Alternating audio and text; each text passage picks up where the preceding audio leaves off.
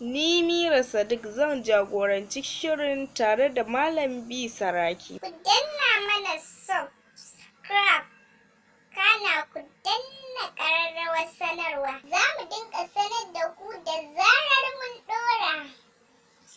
Jama'a Assalamu alaikum, barkanmu da sake saduwa a cikin wani sabon shiri mai suna lafilolin watan azumin Ramadan tare da wuridin neman arziki wanda zai dinka zuwa muku a duk rana karfe 10:30 na safe a wannan wata na Ramadan mai albarka.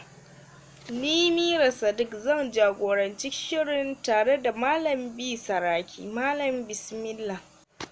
A'udhu billahi minash shaitanir rajim. Bismillahir rahmanir rahim. Tsira da amincin Allah su ƙara tabbata a bisa shugabanmu Annabi Muhammadu da iyalan gidansa tsarkaka da sahabbansa managarta.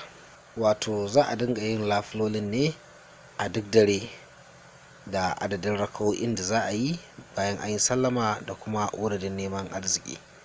Za mu dinga kawo muku wannan shiri tun daga kan dare na farko har zuwa dare na 30 ga watan Ramadan insha Allahu. Za mu dinga saka muku wannan shiri ne a duk karfe 10:30 na safe. Dare na farko sallah ce raka'a 4, kowace raka'a za a karanta Fatiha da Huwallahu 15. Wato ma'ana idan aka yi karatun Fatiha sai a karanta Huwallahu sau 15. Sannan haka ma kowace raka'a za a yi bayan karatun Fatiha sai a karanta Huwallahu sau 15.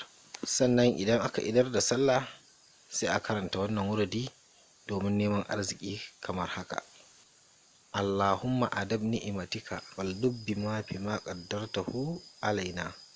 Za a karanta wannan wuridin ne sau 100 bayan an yi sallama, sai a yi kuma addu'o'in da ya kamata a yi domin neman arziki. Ubangiji Allah ya mana jagora. Duka dai anan za mu tsaya da wannan shiri, sai dai kuma a dakace mu zuwa gobe da misalin karfe 10:30 na safe za a sake dinmu da wani sabon shirin kamar haka.